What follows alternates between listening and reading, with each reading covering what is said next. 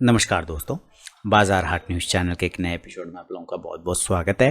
तारीख है 16 नवंबर 2021 और यहाँ पे 17 नवंबर 2021 के लिए यानी कि बुधवार के लिए बैंक निफ्टी का ऑप्शन एनालिसिस और बैंकिंग स्टॉक के एनालिसिस लेकर आपके सामने हाजिर हूँ।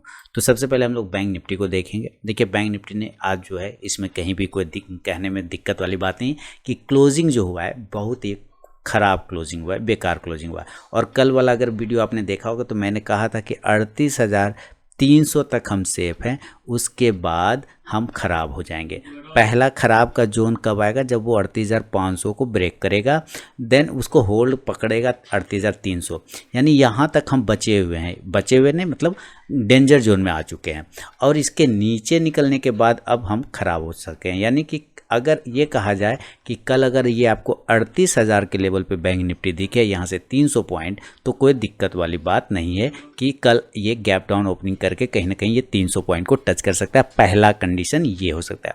दूसरा कंडीशन ये हो सकता है, चूँकि बहुत शॉर्ट बने हुए हैं, एकदम ओवर सोल्ड सिचुएशन बना हुआ है पीसीआर का, देन यहाँ से शॉर्ट कवरिंग भी आ सकता है। लेकिन शॉर्ट कवरिंग तब तक नहीं आएगा जब तक ये 38,400 को क्रॉस नहीं करेगा। इसके ऊपर शॉर्ट कवरिंग तेज बनेगा, नहीं तो वापस ये 38,000 के लेवल 38,000 के लेवल पे आपको दिखा सकता है। यानी कि बैंक निफ्टी डेंजर जोन में आ चुका है।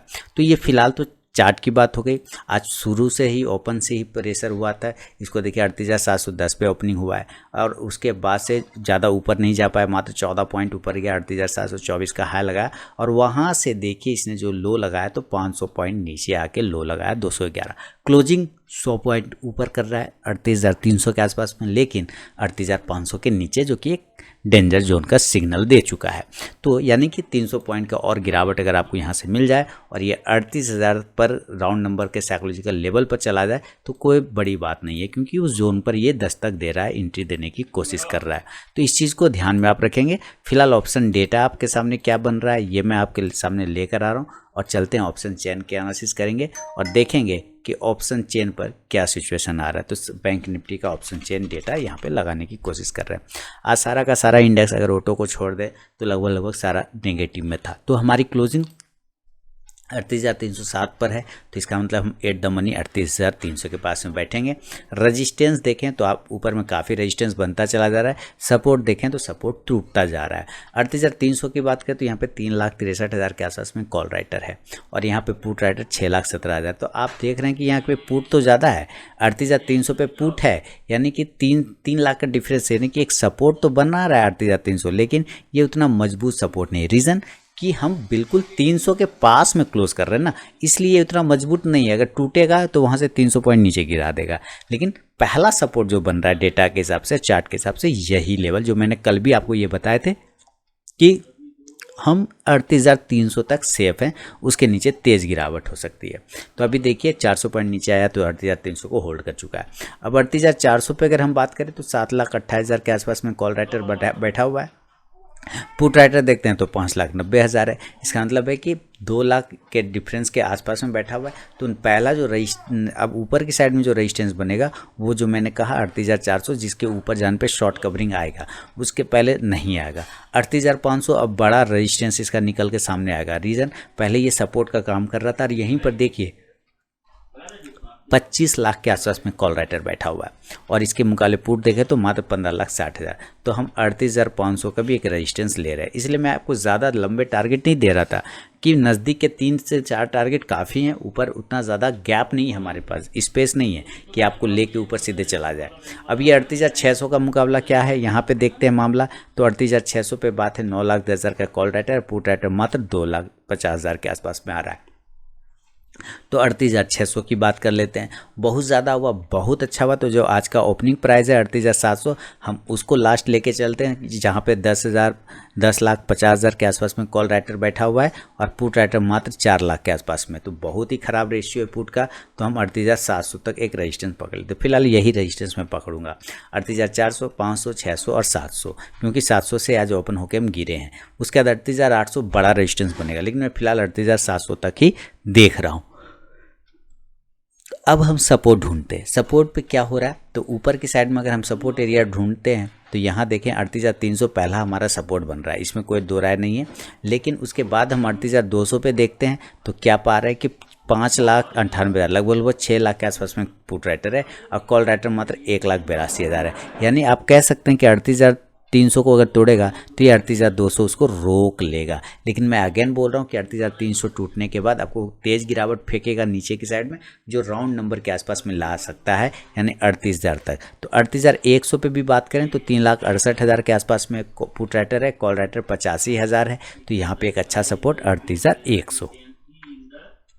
बहुत ख़राब हुआ तो ये 38,000 का जो राउंड नंबर का लेवल है, यहाँ तक मेरा व्यू है, यहाँ तक हम आ सकते हैं, जहाँ पे 12.5 लाख का पुट राइटर है, कॉल राइटर लगभग 2 लाख है। तो मैं 38,000 तक एक सपोर्ट एरिया देख पा रहा हूँ। तो ये डेटा भी बता रहा है और चार्ट भी वही दिखा रहा है। फिलहाल हम लोग चार्ट पे चल के लेवल निकालेंगे, उसके बाद बैंक निफ्टी को भी, बैंकिंग स्टॉक्स को भी देखेंगे।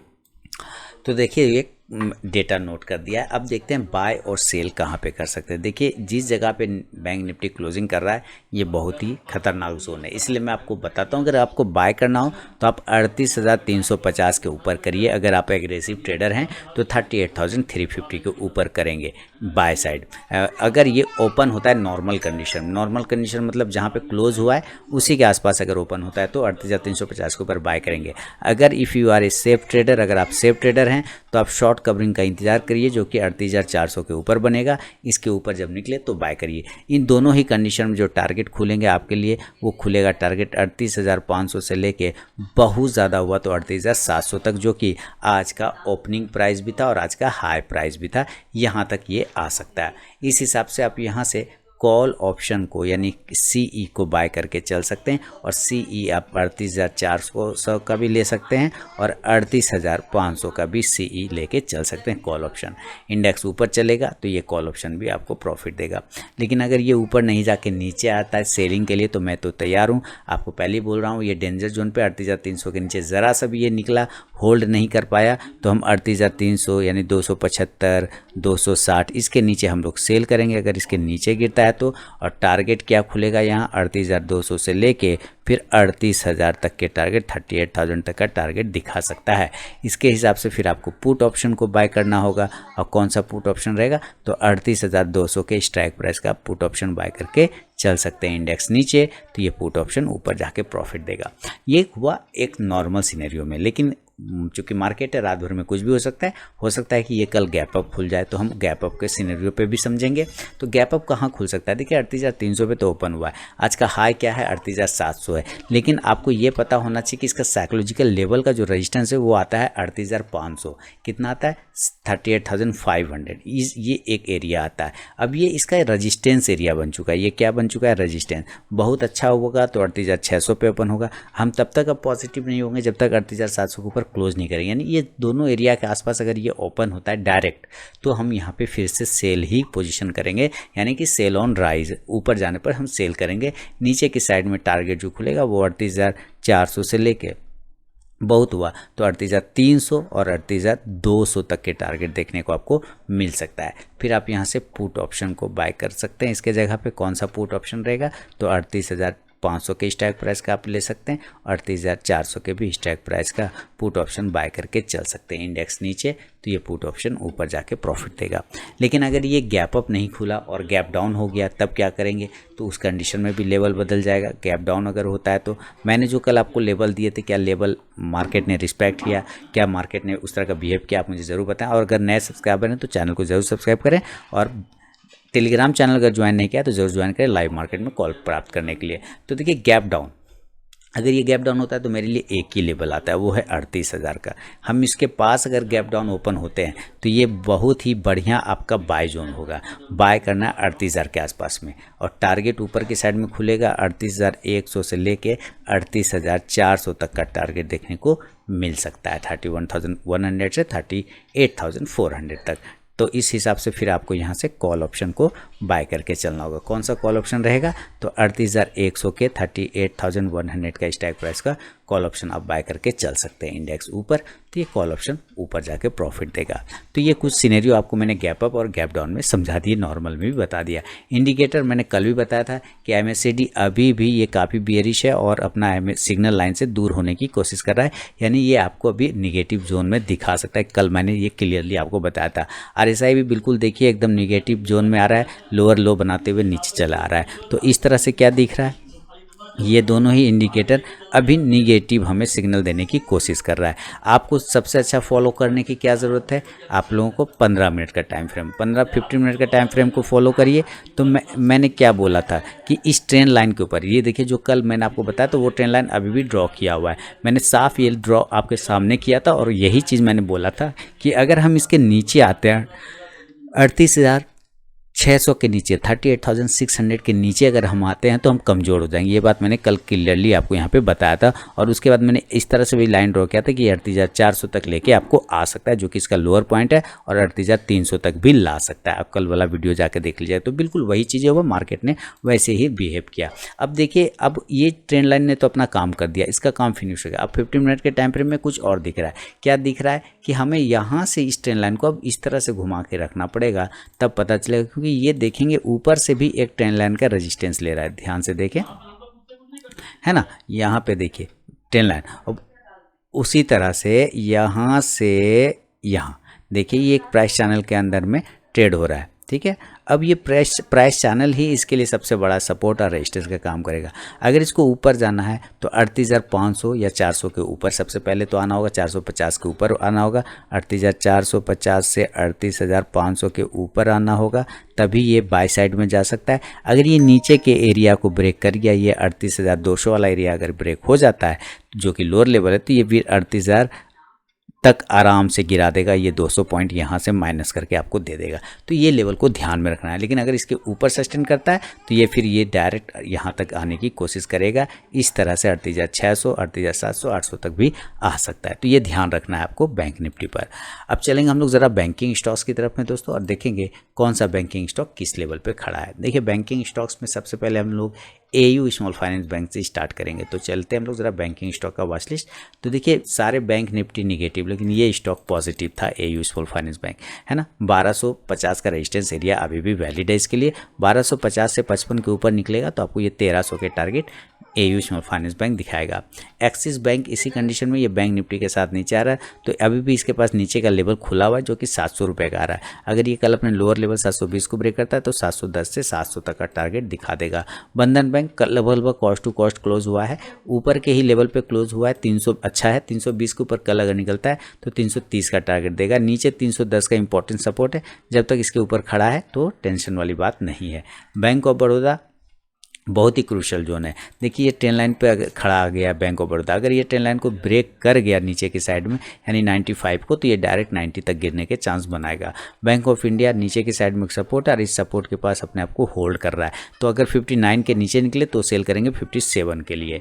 केनरा बैंक की बात करते हैं तो केनरा बैंक भी नीचे की साइड में आने की कोशिश कर रहा है। देखिए, केनरा बैंक 230 का इंपॉर्टेंट अब जो सपोर्ट था वो रजिस्टेंस बन चुका है, और नीचे की तरफ में एक बड़ा जो सपोर्ट है वो है 210 रुपये का। अभी फिलहाल 220 के आसपास ट्रेड कर रहा है। कल अगर ये नीचे 220 को ब्रेक करेगा तो 205 से 210 तक के टारगेट, 210 से 205 तक का टारगेट आपको दिखा सकता है नीचे की साइड में। फेडरल बैंक वापस उसी सपोर्ट पे एक छोटा सा राउंडिंग टॉप बनाते हुए ट्रेड करने की कोशिश कर रहा है यहाँ पर। अगर इस लेवल के ऊपर निकल गया कल ऊपर 98 के ऊपर तो ठीक है। अगर गलती से भी 96 के नीचे आया तो सेल करेंगे 92 के टारगेट के लिए। HDFC बैंक देखिए 1560 के ऊपर निकलेगा तब पोजीशन बनाएंगे लगभग 1580 से 1600 के लिए, और नीचे 1540 को ब्रेक करेगा तो सेल करेंगे 1520 से 1500 के लिए। ICICI बैंक ट्रेंड लाइन के नीचे आ गया तो डेफिनेटली ये कमज़ोर हो गया। मैंने 3 स्टार में भी आपको सेलेक्ट करके ICICI बैंक दिया था और इसने नीचे के टारगेट आपको दे दिए सारे के सारे। अब यहाँ से देखिए इंपॉर्टेंट सपोर्ट एरिया 760, अगर ये 760 के नीचे गिर गया कल जो कि सपोर्ट है, तब और कमज़ोर हो जाएगा, 740 पर लेके आ जाएगा।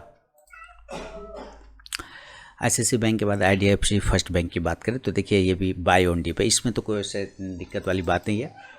जब भी नीचे आवे आपको इसमें बाय ऑन डिप करना है, लॉन्ग टर्म के लिए 3 to 5 ईयर्स के लिए रखना है, शॉर्ट टर्म इंट्राडे के लिए नहीं करना है इसको।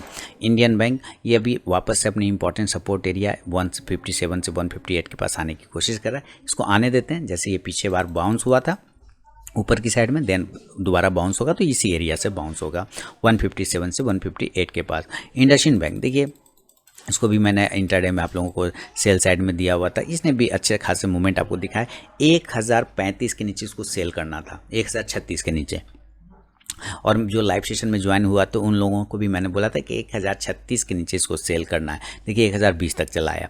तो इस तरह से अब यहाँ से अगर ये गिरेगा तो ये डायरेक्ट 20 पॉइंट और आपको दिखा देगा नीचे की साइड में। इसको ऊपर जाने के लिए कम से कम 1040 को ब्रेक करना होगा।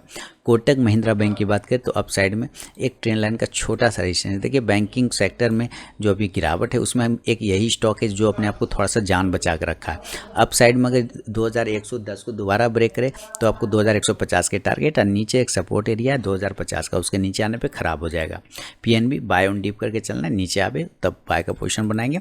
ऊपर जाने के बाद आपको जब भी नीचे का मौका मिले ज़रूर पोजीशन बनाइए, डीप मारे इसमें पोजीशन बनाइए। इंट्राडे के लिए नहीं है, शॉर्ट टर्म के लिए नहीं, ये पोर्टफोलियो स्टॉक है। RBL बैंक 220 के ऊपर अब निकलने के बाद ही नया पोजीशन बनेगा, अभी कुछ भी नहीं हो सकता इसमें। स्टेट बैंक ऑफ इंडिया इसके देखिए 480 के ऊपर जब तक है तब तक खड़ा है, इस एरिया के ऊपर जब तक खड़ा है, इस एरिया के ऊपर, ये एरिया मैं ड्रॉ कर दे रहा हूँ, इसके ऊपर ये जब तक है ये ठीक है, क्योंकि इसके नीचे आने के बाद ये तेज़ गिरावट दिखाएगा जो 440 तक ला सकता है। इसलिए आपको ध्यान में रखना है कि 480 के ऊपर जब तक है ठीक है, 480 का स्टॉप लॉस लेके चल सकते हैं, 475 का लगा सकते हैं, लेकिन उसके नीचे आने पे सेलिंग बन जाएगा। यूनियन बैंक की बात करें तो इसके लिए 52 का रेजिस्टेंस एरिया, 52 को अगर ब्रेक करेगा तब नया पोजीशन बनेगा, अदरवाइज छोड़ देंगे। यस बैंक अभी कोई पोजीशन नहीं बनेगा, बस नज़र पर रखिए, 15 के ऊपर निकलेगा तो नया पोजीशन बन सकता है यस बैंक पे। तो ये है दोस्तों बैंक निफ्टी और बैंकिंग स्टॉक पे मेरा अपना व्यू। पसंद आया तो फीडबैक जरूर दें और लाइव मार्केट में कॉल प्राप्त करने के लिए टेलीग्राम चैनल ज्वाइन कर सकते हैं। तो मिलूंगा नेक्स्ट वीडियो में, तब तक के लिए बहुत बहुत धन्यवाद।